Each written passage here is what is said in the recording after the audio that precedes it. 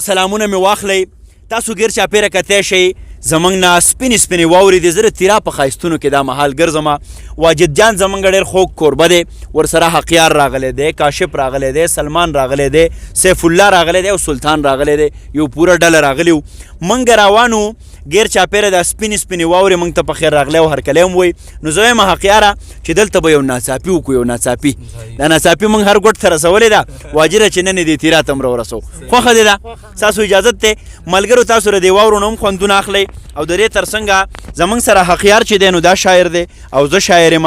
کاشف تاله شعر درځي که نه؟ یاره جی هسې انتخاب مې اورېدلی بیا راشي که نه؟ ښه او نور مې به ټپې تاسو نه زده کړي. بلکل صحیح ده. کاشف به چې کوم دی هم یو څو ټپې وکړي، واجد لکه کوم شعر ورتله. نو ملګرو په دغه ناڅاپي کې به زه دا وایم حقیاره چې ته به پکې صدر شي. صدر خوښه دې زموږ روایت داسې که نه؟ نو حقیار به د صدارت چارې سنبالي کړي او زه به پکې یوازینی شاعر شم او کاشف به پکې د بل چا څه شعرونه را سره شریک کړي. حقیاره شعرونه واوره جي. شعرونه دي وایي چې تماشې یې تل هنداره کوي. او دلته یو چرګ هم را روانه ده جي. نو ماته یو شعر را یاد شو. هغه شعر څنګه دی؟ هغه د چرګې د حافظې والا. ګوره حافظه زما د چرګې ده، ګوره حافظه زما د چرګې ده، اوس یې کټي کړی وم خو بیا اوس دې کشي کړی وم خو بیا رالم جي. د چرګې ته شی وایي که نه؟ نو اگر چې دا چرګه چې کوم دی دا د غزل یا د شعر ټکی نه دی، خو بیا هم ډېر خوند یې وکړو. نو بس د چرګې نه رایت شو. د تیرا مشران هم مخکې روان دي، ګیر چاپېره واورې هم دي. د تیرا خړ خړ کورونه چې دې کې خالصه مخلصه مینه ده. نو حقیاره شعر مې درته وي چې تماشې یې تل هنداره کوي، دغه جینۍ به چاته لاره کوي.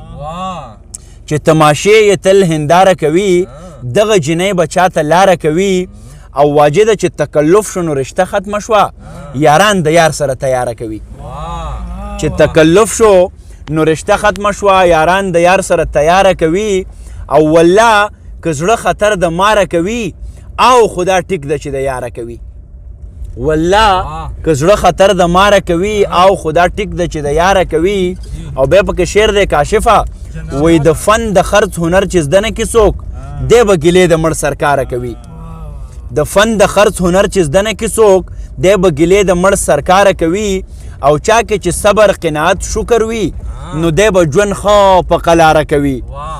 چا کې چې صبر قناعت شکر وي نو دی به ژوند ښه په قلاره کوي.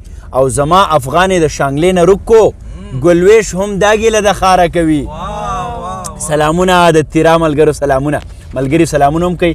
نو حقیاره زه یم چې د کاشف جان ته به بلنه ورکو. کاشف جانه ته را سره که ټپه وي که شعر وي که څه وي، د تیرا دا دنګ دم غوزان ده ته هم سلام کوي. وایي چې خدایا ما د ګودر غوز کې چې جینکۍ را باندې پوندې سپینوینه، غوز باندې به چې کوم دی پونده سپینېده. کاشف جانه څه به را شریکې؟ افسر اول نه ډېره مننه. ابرارغر صاحب شعرونه دي ارشاد ډېر ښه انتخاب دی. دم رانه وخیږي دا زړه مې داسې لویږي چې بس، دم رانه وخیږي دا زړه مې داسې لویږي چې بس، دم رانه وخیږي دا زړه مې داسې لویږي چې بس، ستا په لیدو را باندې داسې لوبې کېږي چې بس.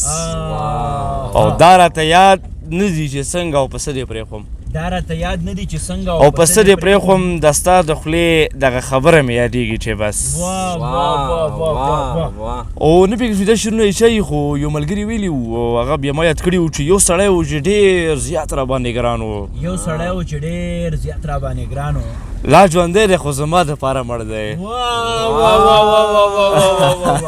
واه کاشفه ډېر ښه. یو سړی و چې ډېر زیات را باندې ګران و، لا ژوندی دی خو زما دپاره مړ دی.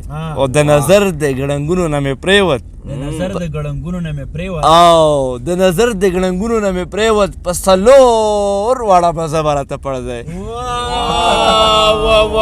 واه کاشفه قربان قربان مینې ډېر ښه. قربان مینې بل څه شته که واجد لره شو؟ واجده ډېره مینه او احترام. قدرمنو واجد زمونږ د کوربتوب چارې هم سنبالی، ډېر خوږ افریدی دی. واجد جانه څه دې راوړي دي؟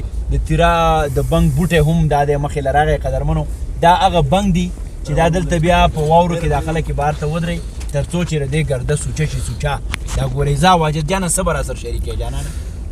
زه به تاسو ته هر کلیم ووایم.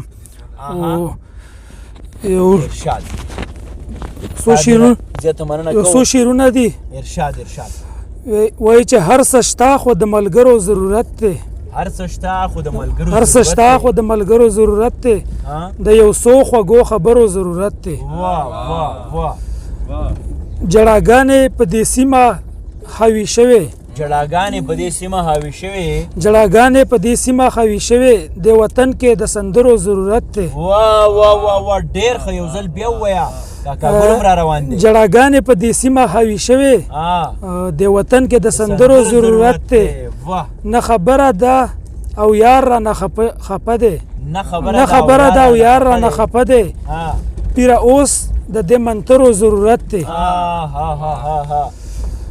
چا په زور د چا په زور دی پرېوتلي چا په زور د چا په زور دی پرېوتلي د سرتورو د صادرو ضرورت دی ډېر انقلابه سبلا ځوانان دی یوړل انقلابه سبلا ځوانان دی یوړل انقلابه سبلا ځوانان دی یوړل تا ته اوس هم د کپرو ضرورت دی واه واه واه واه واه ډېر ښه واجده او ای زرداده څومره لرې رانه لاړې ای زرداده څومره لرې رانه لاړې ای زرداده څومره لرې رانه لاړې ستا دیدن ته د وزرو ضرورت دی واه ډېره زیاته مننه کوم واجد جانه ډېر زړه پورې خوشحاله او بریالی راته اوسې قدرمنو زمونږ واجد جان ډېر خوږ ځوان دی او ډېر ښه کلام شریک کو د زرداد صاحب زمونږ صاحب صدارت حقیار زمونږ د نننۍ ناڅاپي کوم چې د تیرا ملک دین خیل کلي نه خپریږي هغه به راسره خپل آخري کلام شریکوي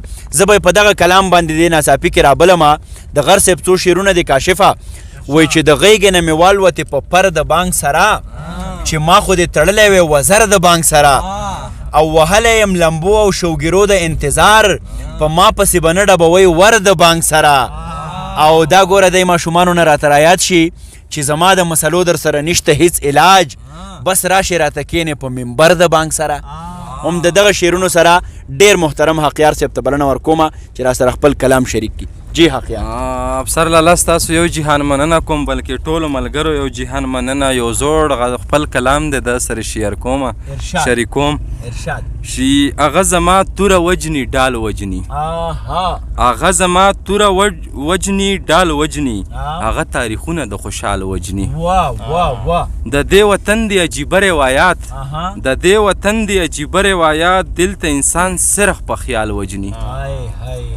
ډیره مننه او زه چې تپوس د خپل پښتون کومه زه چې تپوس د خپل پښتون کومه هغه مې خوله کې دا سوال وجني ډیره مننه او دلته اکثر خلک تیارې خوښوي دلته اکثر خلک تیارې خوښوي دلته اکثر خلک تیارې خوښوي او دلته اکثر خلک مشال وجني